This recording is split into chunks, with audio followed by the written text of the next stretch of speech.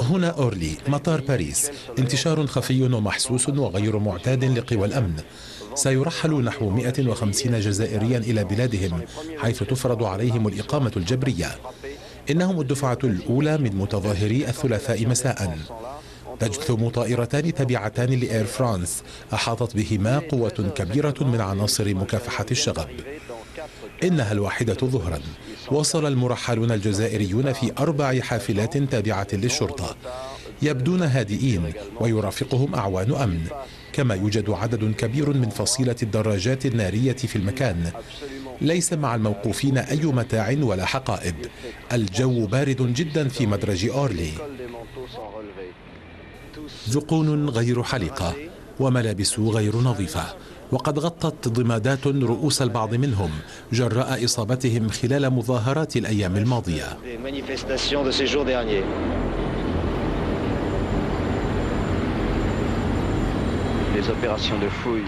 انتهت عمليات التفتيش وبدأت منادات أسماء المرحلين. باشا عمار، بدر أمين، عيد ميدور، عبدالله، عيد ميدور، علي بيلاختي مكلوف. صعد المرحلون الواحد تلو الآخر إلى الطائرة.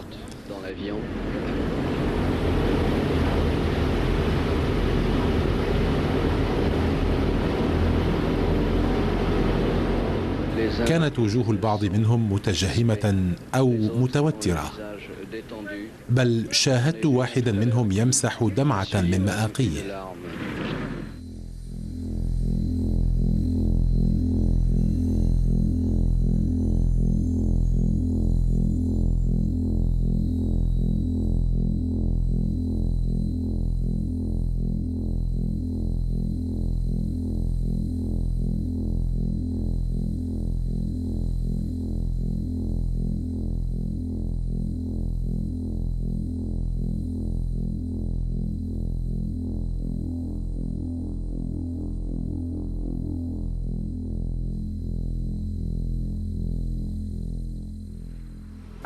سيتم ترحيل دفعة من 1000 جزائري بحرا من مرسيليا.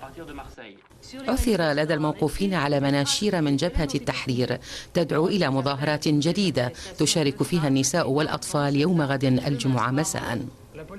بدأت الشرطة تفصل المحرضين عن العمال الحقيقيين، وشرعت في عملية تمشيط دقيقة في كافة الأحياء التي قد تشهد أحداثا جديدة. يعتزوش تاع الليل وهو جا كي جا مضروب، ضربوه ما خلاولوش، حطوه عند الباب وراحوا. طق علي الباب، حليت له الباب، في عيطة واحدة قال لي شت ما تعيطيش. دخلته، حميت الماء، غسلت له، درت له الدواء ورقد. العشية في الليل قال لي لخطرش لي هال كان في الليل، يروحوا يجيبوا السلعة كان في الليل. قال لي أنا راهم يسألوني السلعة ما نش مخلصها، ندي الصوارد ونروح نخلص الناس، مانيش عارف روحي لا نموت ولا نحيا، مانيش عارف بالك يقولوا لي يقتلوني. ادى الصوارد راني شايفه عطيته 350,000 درهم يجيبوا وراح. هذيك هي الخرجة، هذيك هي الخرجة ما ولاش.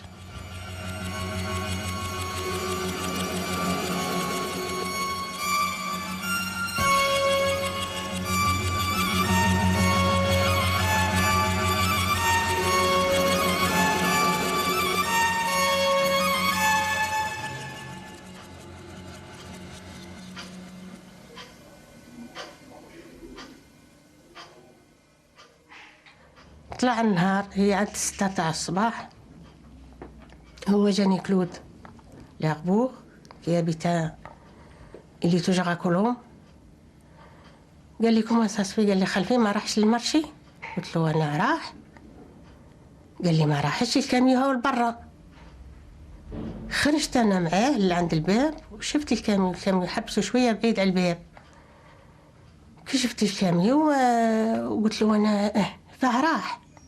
قال لي الكاميو راهم الرواد مقطعين في 4. قال لي ما لا قلت له كيفاه؟ روح للمرشي وشوف بالك شي واحد ديه. كي راح للمرشي ما لقاهش وما لقاش الطابله تاعو، ما داروهاش ما ركبوهاش، لخاطر هما اللي ركبوا الطوابل تاع المرشي. ولا ليا كي ولا ليا قال لي ما كانش الطابله تاعو ما داروهاش.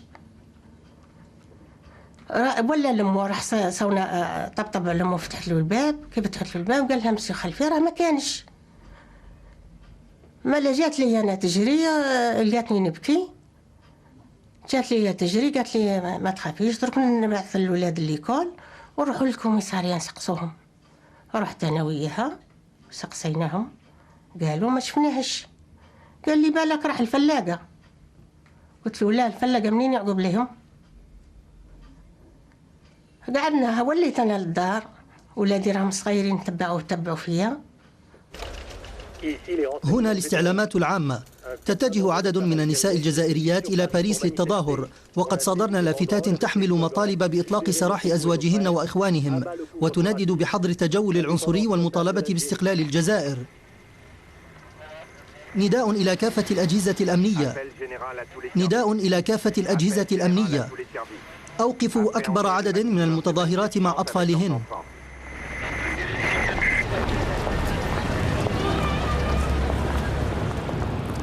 جينا لابورت كليشي لقينا السيريز والبوليس والبانيصالات مقفولة الدنيا. نزلونا الطوبيس، الطاكسيات يوصلوا للبانيصالات والطوبيس يوصل للبانيصالات، لو بيس هذاك بلان فورم عريان ما شوية هكا. نزلنا on était les presque les premiers. Et قال لي البوليسي لا فاطمة لا عطي سا سورتي. أنا فمي ياكلني، ما قلت له لا سورتي خليناها لك لأمك. ابري ضربني بالكروس جابني في الأرض وتقعدت له، قلت له عطيها لي جو في مون سيرفير جو سي كومون يفو فيغ. كانت واحد المخلوقة ان فرانسيز سون ماري اسمو عمار، elle avait un petit garçon sur son genou. البوليسي جاو يعطيها واحد الكلاك واحد الكف، قالها هذو جاو يطلبوا في حقهم وانتي جيتي واش جيتي ديري؟ قالت له شتوي فني بور لو فيس د عمار. قال لها جا الالمان جيتو معاه، جاو لي زانديجان جيتي معاهم البونيول. moi je gueule, moi j'accepte pas le bougnoul, j'accepte pas les indigènes, on n'est pas des indigènes, on est des gens comme tout le monde. Et puis جينا قعدنا داونا عمروا الكارباني صالات وجابونا الديساتية من لهنا. دخلنا il y avait deux sœurs كان نعرفهم، ils avaient 80 جنفيلي لاغريزيون. لقيتهم يبكيو، قلت لهم علاش تبكيو اليوم؟ هذا النهار المبروك اللي الجزائر طلع الدرابون تاعها، اليوم اللي عندنا عرس كبير صغرتو يا الخواتات وناب الصغاريت والفولارات والدرابوات، enfin beaucoup de choses. et puis شويه هكذا on était beaucoup، نعرف 400 500 600 الدنيا تعمرت، سي غران. كي جاو لا بوليس يديروا لابيل تاع لا بوليس، حضرونا لاكاف. كي حضرونا لاكاف سي غران، الحيوط السيما، البناك تاع السيما، الخاوه اللي عقبوا لتما داوهم لابريل فانسان وفران وبلايص اخرى، هذاك كتبوا في هذيك السيما، يزون غاطي في هذوك الحيوط ولي بون تاع السيما هذوك، خلاو لي ميساج ما نعرفش نقرا وما شفيتش هذه 52 وليت دورت اللي فيه، قلت لهم الخاوه خلاو لكم لي ميساج، خلاو لكم واش تهضروا نتوما، شكون اللي فيكم متحمره البنات؟ كل اخرى نطقت قالت عندي، قلت لهم اكتبوا ديروا ضربوا الجزائر وقولوا ديقولوا بوطو جاك سوستالا لا بوبال الى الجيري بور لي روبال، وكتبوا البنات هذوك خلينا الدنيا كل حمراء، اللي قدرنا درناها. يجب التعجيل بتحويل المحتجزات في مراكز الشرطة إلى المصحات النفسية. استخدموا كافة الوسائل من أجل ذلك. تستطيع قيادة الأركان توفير حافلات ضخمة لا تستخدم أمام الصحفيين عبارة توقيف واعتقال، بل اقتياد إلى مراكز الرعاية الاجتماعية. أكرر، اقتياد إلى مراكز الرعاية الاجتماعية.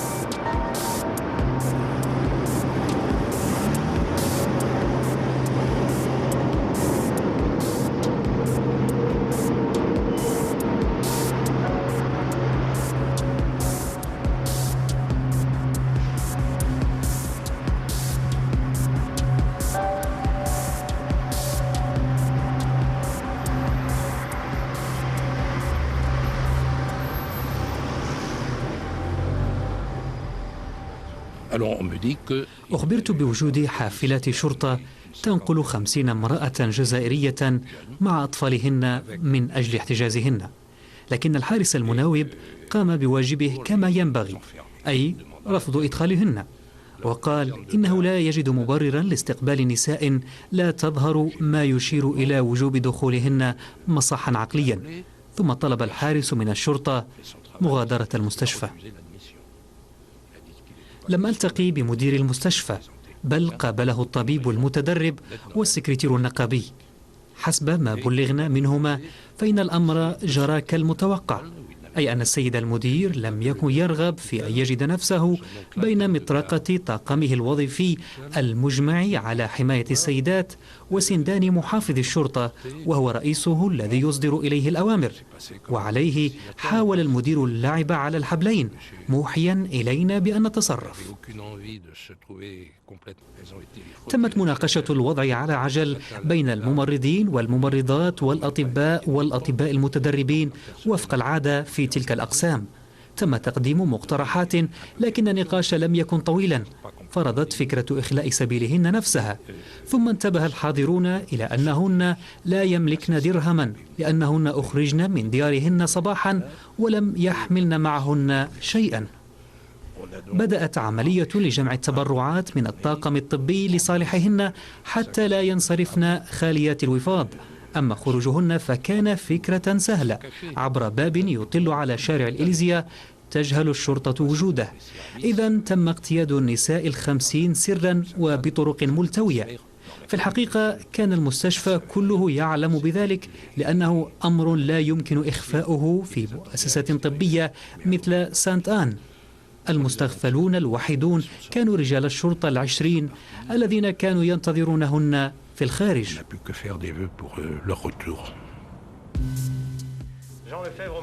بعد الرجال جاء دور النساء. دعت جبهة التحرير الجزائريات وأطفالهن إلى التظاهر في شوارع باريس، ولكم أن تتخيلوا الأثر النفسي والسياسي الذي كانت ستحدثه مواجهات بين مواكب من النساء وبين الشرطة، لا سيما أن البعض منهن فقدن أثر أزواجهن أو إخوانهن أو أبنائهن، لكن تم تجنب المصادمات بفضل تدخل وقائي من الشرطة. علمنا هذا المساء أنه تم اقتياد 980 سيدة و550 طفلا إلى مراكز المساعدة الاجتماعية الستة التابعة لمحافظة الشرطة في السين في باريس. تم تجنب أسوأ الاحتمالات. الشرطة تبقى على أهبة الاستعداد معززة صفوفها، لكن الخطر لم يتم إبعاده كلية. بيابري في الليل جاو داونا، قعدنا لتما في الليل جاو داونا لابور ديتالي اغيفي لا بلاص كليشي ابي لي جورناليست يحبوا يفيلميونا. طوبيس هذاك بلانفورم عريان، وهبطنا الكارو، الناس خارجه على الكارو تزغرت. جي في افيك مي بروب زيو لا بوليس يضاربوا مع لي جورناليست، ما حبوش يخليهم يصورونا. وعقبنا داونا ما عرف علينا، داونا لابور ديتالي للسونتر داكاي، دخلونا لتما. يافي ان باتيما سي غران، كاين اللي عطاوهم البيوت، قطعوا هذاك الوسايد نتاع الريش، هذوك يافي الريش باغتو، لي بلوم هذاك ينافي باغتو. ابري جابوا لنا الماكله، جابوا لنا المقارونه افيك لي كاميل تاع الحديد هذوك وبالمغارف، وجابوا لي بيبغو اللي بتي. كانت جميله ربي يرحمها، وحده يقولوا لها العماريه، وانايا وقفنا حنا بعثونا لانكادري الخواتات هذوك.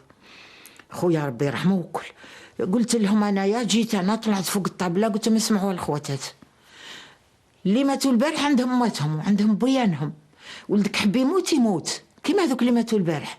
ما كان بيبرو، ما كان وحده اللي تحط يدها على المقارونه، ما جيناش ناكلوا، جينا نديو استقلال ونحيو الكفر فيه هذا تاع ويتور اللي عفصونا كاغيما يقتلوا فينا في بلادنا ويزيدوا انكور قطعوا علينا الطريق. ما كلاوش، جابوا لنا وحده الحركيه بنقاره يقولوا لها مازال بنقاره مع لا كروا روج، وقفت في الباب قالت جيت نهضر معاكم فرنسا. قلت لها حنا وني با اغد فرنسا، حنا فرنسا هذه هي رانا فيها وفات. بقات تهضروا هذوك النساء الخواتات اخرين بالقوام اللي ضربوا فيه، هذوك القميلات اللي عطاونا ناكلوا فيه، كلاتهم على با دي 10 مينوت وراحت داوها. وقعدنا الغدوة الصباح طلقونا.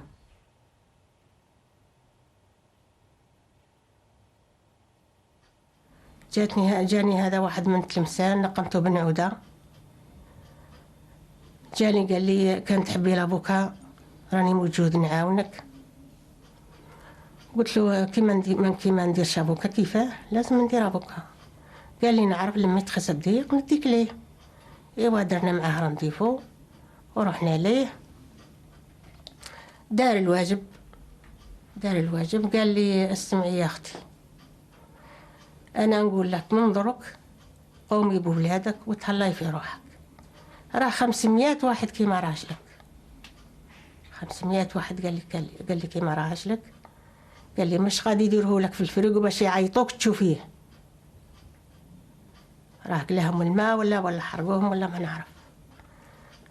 قعدنا هكذاك نستنى، ورحنا ثاني هذا كان الكابيتان في نونتير، رحت ليه قالوا لي بالك راه ثما الخطر ما الكوميساريه، قالوا لي روحي ثما. كي رحت لثما قالوا لي ما جاش، احنا ما جانا ما شفناه.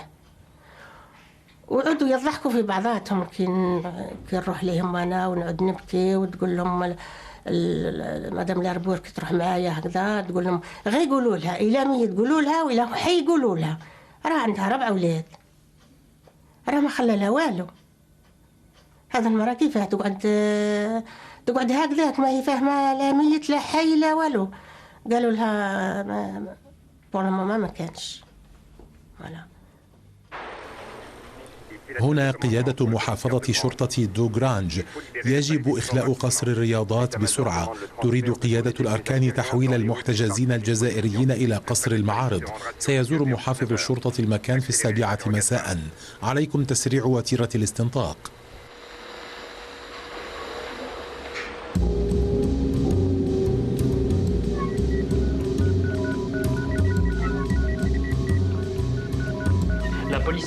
رفعت الشرطة يدها عن قصر الرياضات. كان متوقعا أن يقدم ري تشارلز عرضه إلى غاية 23 من أكتوبر سنة 61، وسيغني النجم للباريسيين للمرة السادسة في اليوم الموالي.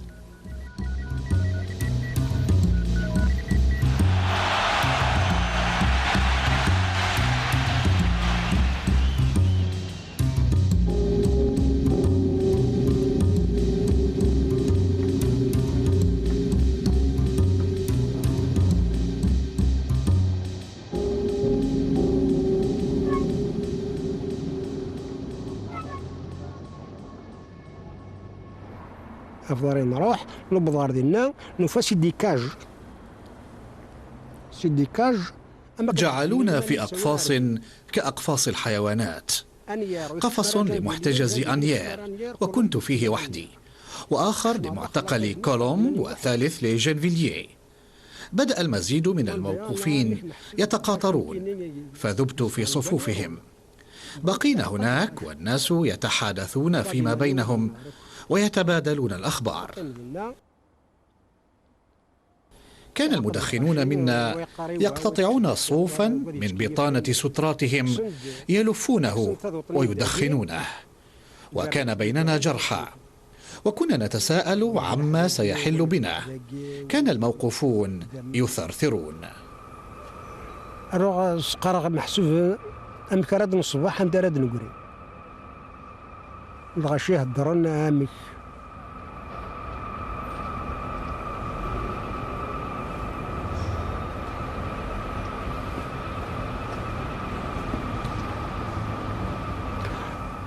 نمنا على الأرض. في الصباح كانوا يأتون بأواني من حديد ومغرفة وأكواب وخبز.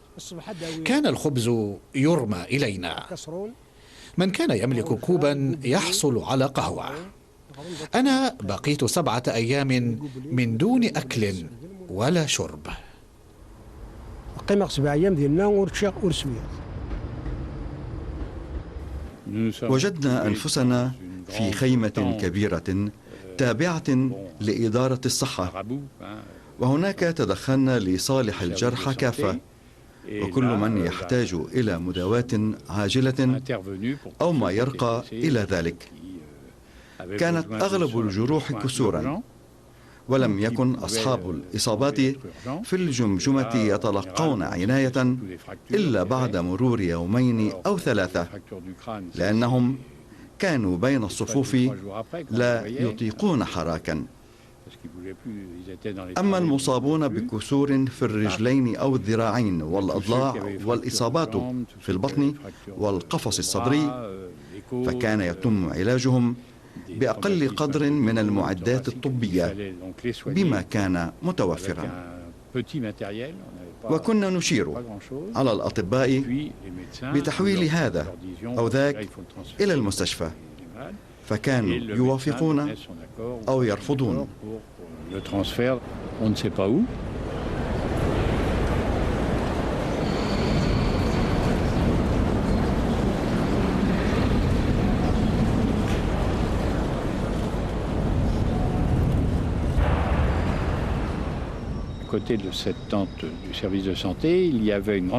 كانت توجد بوابة كبيرة مغلقة يخرج منها شعاع من نور. تمكنت من أن ألمح خلفها 6 جثث من ضحايا عمليات التعرف على الهوية.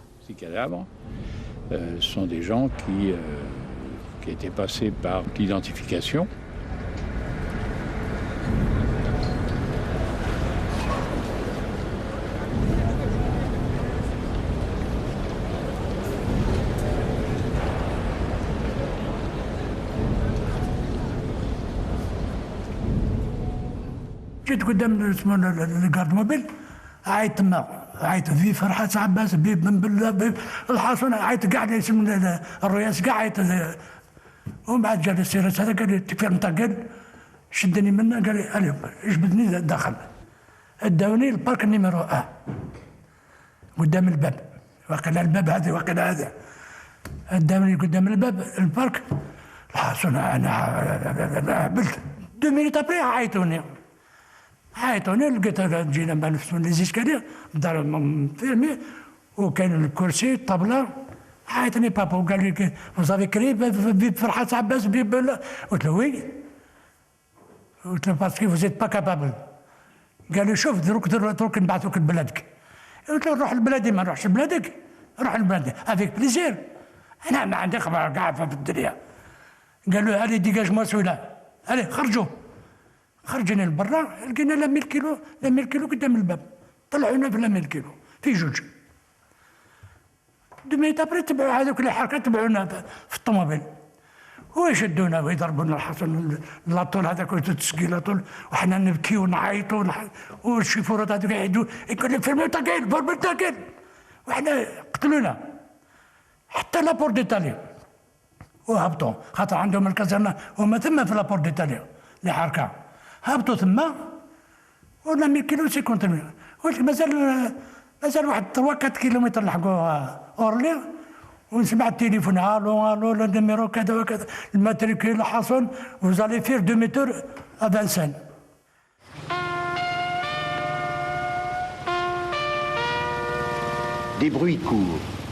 سرت شائعات يقول بعضها إن حصيلة القتلى الجزائريين لم تكن نهائية. هل يمكنك معالي الوزير أن تفيدنا بالعدد الدقيق للقتلى والجرحى؟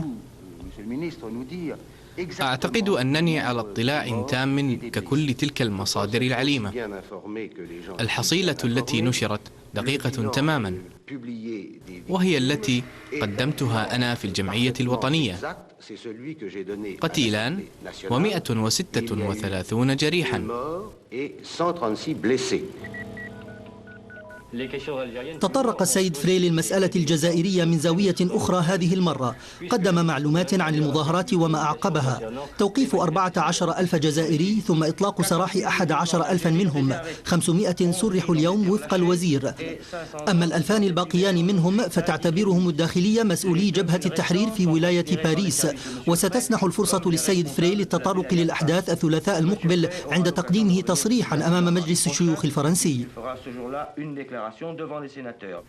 افتتح السيد ديكلو النقاش هذا المساء بشأن مظاهرات الجزائريين في 17 من أكتوبر. تلاه السيد دوفير صاحب السؤال المكتوب إلى وزير الداخلية. حمل عضو مجلس الشيوخ وأنصاره وزير الداخلية المسؤولية عن المظاهرات، وبعدما احتج على سلوك بعض أفراد الشرطة الباريسية طالب العضو بإنشاء لجنة تحقيق برلمانية في الأحداث. عندما أجاب الوزير فغي أشار إلى أن الشرطة الفرنسية تصرفت ببرودة أعصاب في وجه 25,000 متظاهر، وقال إن عقوبات ستسلط على من ارتكب تجاوزات، وقبل إنشاء لجنة تحقيق شرط أن تدقق اللجنة في مظاهرات يومي 17 و18 من أكتوبر عام 61، وكذلك في الأفعال الإجرامية التي تقف وراءها جبهة التحرير منذ سنين. بعد تقديم تلك المعلومات أذكركم بأنه تم اتخاذ إجراءات أمنية في فرنسا نفسها. ما يزال 2500 من محرضي جبهة التحرير الوطني رهن الحبس الاحتياطي.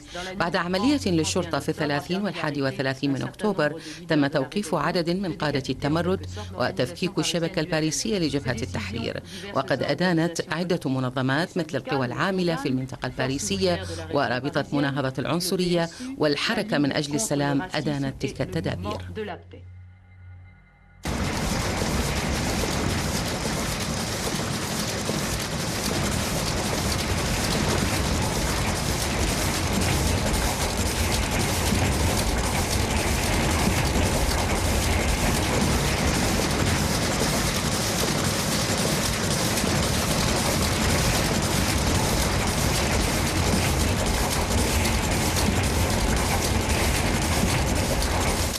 Je suis donc arrivée dans cette salle de neurochirurgie.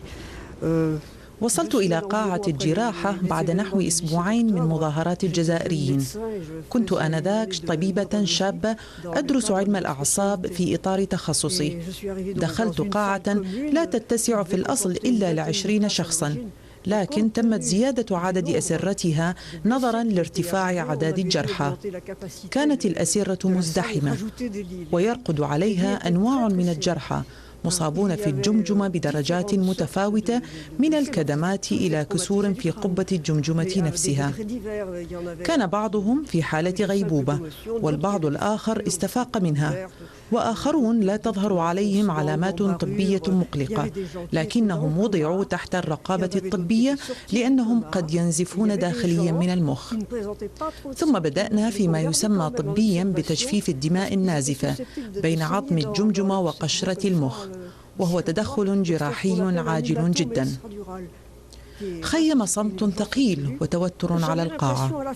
أعتقد أن أغلب الممرضات كن مصدومات مما رأينه من عدد الجرحى والإصابات.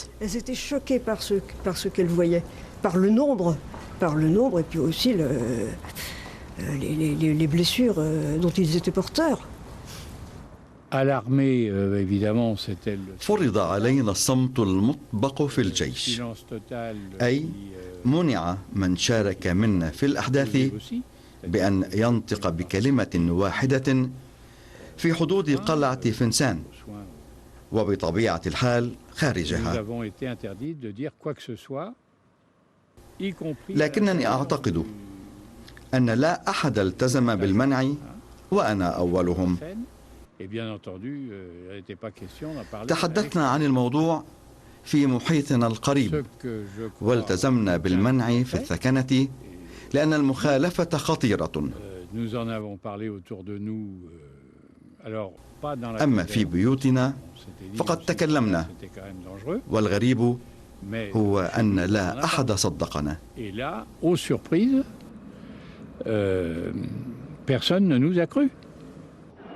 أثارت مظاهرات هذه الأيام احتجاجات الرابطة الفرنسية للتعليم وكبير أحبار اليهود في فرنسا.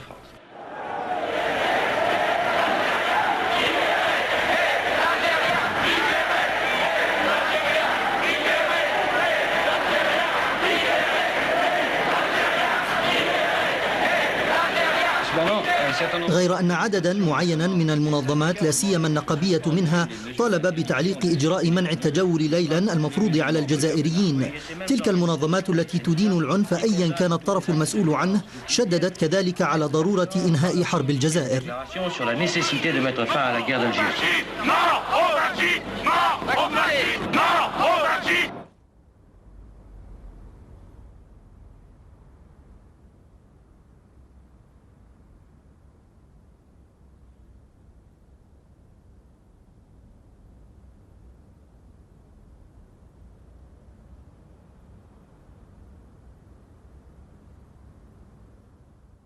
Alors, en ce qui concerne les chauffeurs de bus, il y a deux réactions. انقسمت ردود فعل سائقي حافلات الاعتقال إلى موقف أولئك المقرر بهم الذين شعروا بالتقزز من أساليب الشرطة في حق العمال الجزائريين الذين تم توقيفهم وضربهم ثم نقلهم، وموقف الساكتين عما رأوا. كما وجدت قلة من السائقين اعتبرت أنه من الطبيعي أن تقوم بتلك المهمة القذرة. ردود الفعل الرافضة سجلت لدى سائقين طلب منهم القيام بخدمات خاصة لنقل مسافرين بعد حوادث سكك حديد وهمية كانت غطاء لخداع السائقين لجعلهم ينقلون العمال الجزائريين الموقوفين إلى مختلف نقاط الاعتقال. لكن العملية لم تتم بالحافلات فقط.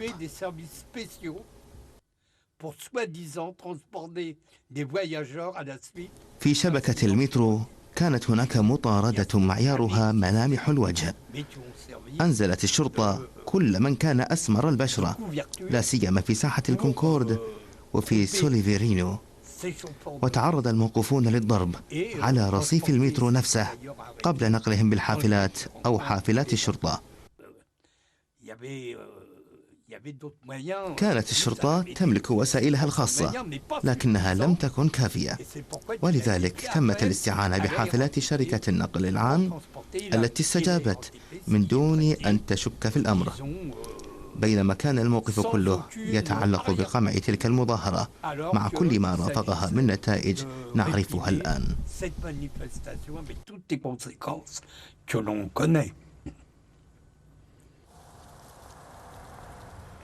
ما يشد الانتباه بوجه خاص اليوم في اجتماع مجلس الوزراء هو يوم أول نوفمبر.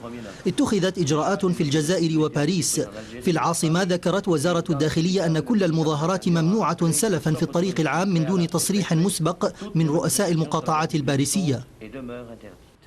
لكن ساحة لاميتيولاتي شهدت حادثا هو تظاهر 200 شخص استجابة لدعوة منظمات يسارية ومن أقصى اليسار. كان من بين المحتجين جان بول سارتر، وقد اتصل بنا تومي فرانكلين لوصف الوضع هناك. قبيل منتصف النهار حاول نحو 150 متظاهرا الوصول إلى ساحة موبير. أوقفتهم قوة كبيرة من الشرطة عند الرقم 160 بجادة سان جيرمان، ثم بدأ المتظاهرون يوزعون مناشير خلال مظاهرة صامتة دامت 10 دقائق. قامت الشرطة بشق قافلة الراجلين إلى قسمين وطلبت من المشاركين التفرق. عندها وعندما كنا نلحق إحدى المجموعتين استوقفنا انفجار عنيف. رجعنا بسرعة على أعقابنا إلى ساحة موبير، حيث كانت عبوة ناسفة وضعت أسفل نصب ديتيان دولي. لم يسقط جرحى، وتمكنت الشرطة من تفريق المحتجين.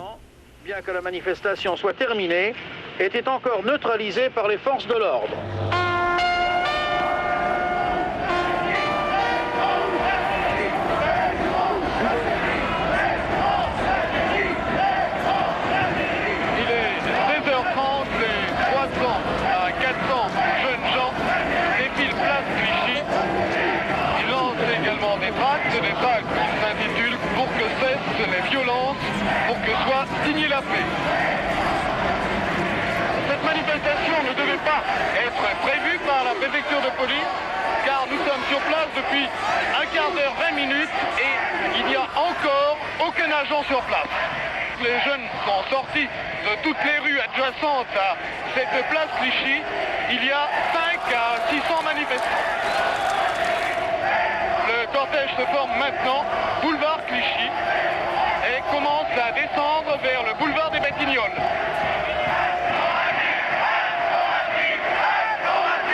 Les policiers ne sont toujours pas intervenus. Il y a maintenant 1000 à 1200 manifestants.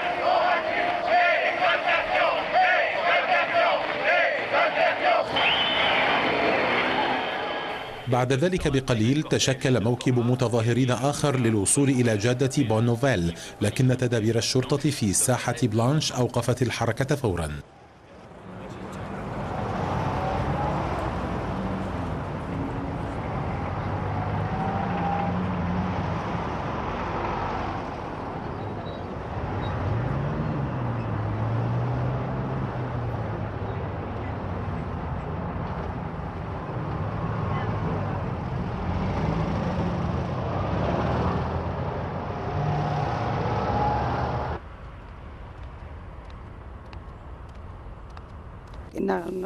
أوقفوا زوجي خلال المظاهرة فبحثت عنه بلا جدوى. ذهبت 3 مرات إلى مركز الشرطة وكانوا يقولون بأنه ليس موجودا هناك.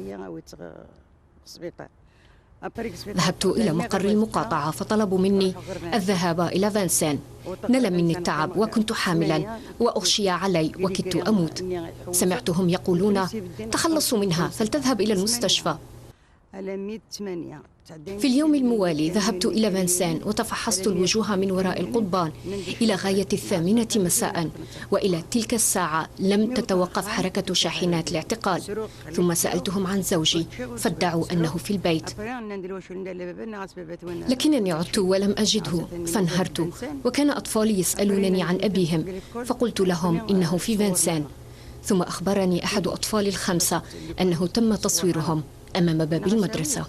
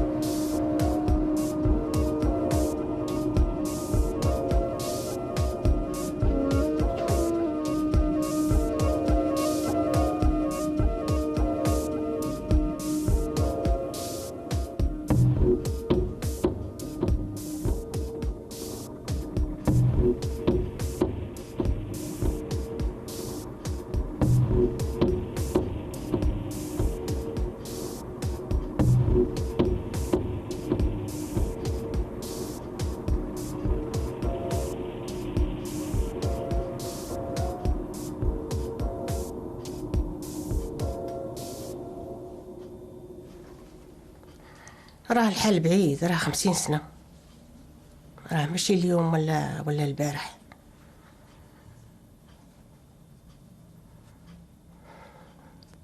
هي الديسات هي جات بلا مغدي جودي لي تيباتي.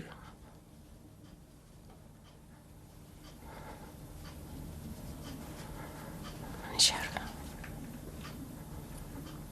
عارفة حالة بعيدة وراه قلبي يخبط.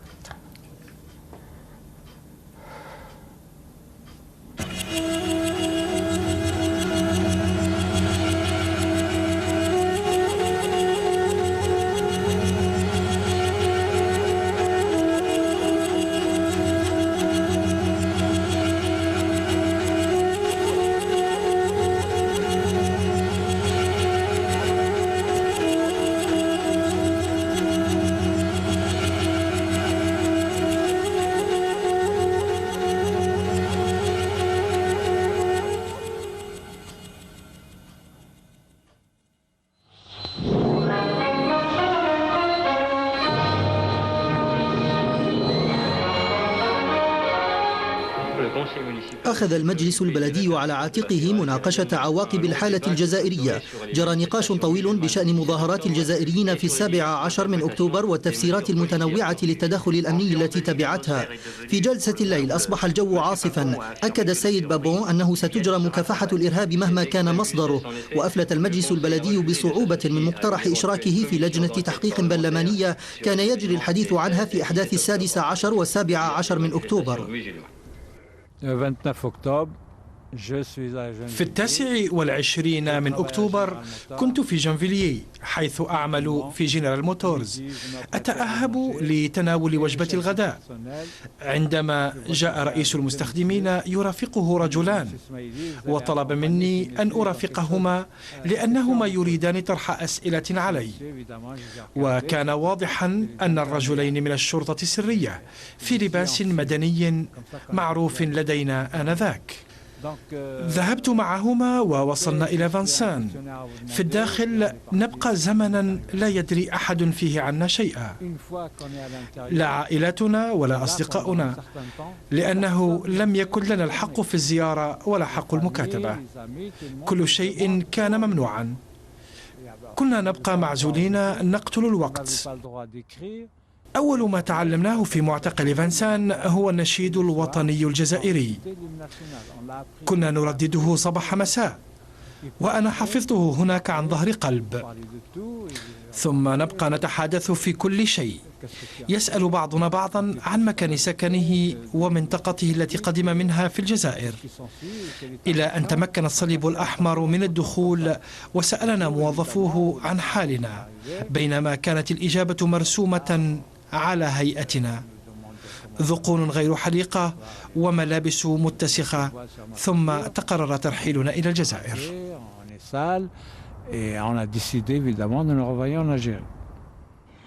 قالوا لي انت يا راك تو بريفي باش تروح لبني مسوس في الجزائر اكسبيلسي.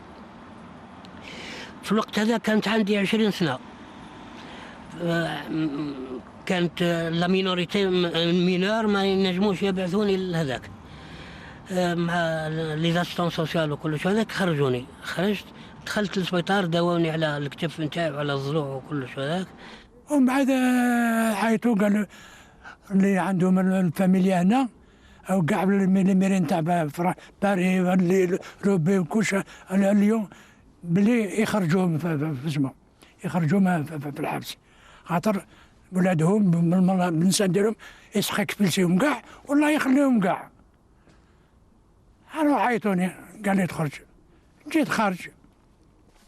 نهار اللي طلقوهم من فانسان، با دو سيع با دو صباط با دو فيستا، مساكن يسون تاريف افيك دي بلو لا تات في الدخ.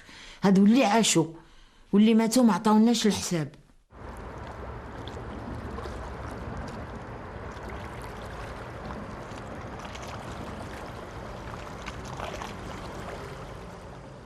فتح الادعاء العام في منطقة السين سلسلة تحقيقات ضد مجهول للبحث في أسباب مقتل 60 مغاربيا وجدت جثامينهم في المنطقة الباريسية. أما مجلس الشيوخ فرفض بأغلبية 124 صوتا مقابل 72 طلبا لتشكيل لجنة تحقيق بعد الأحداث في المنطقة الباريسية التي راح ضحيتها جزائريون.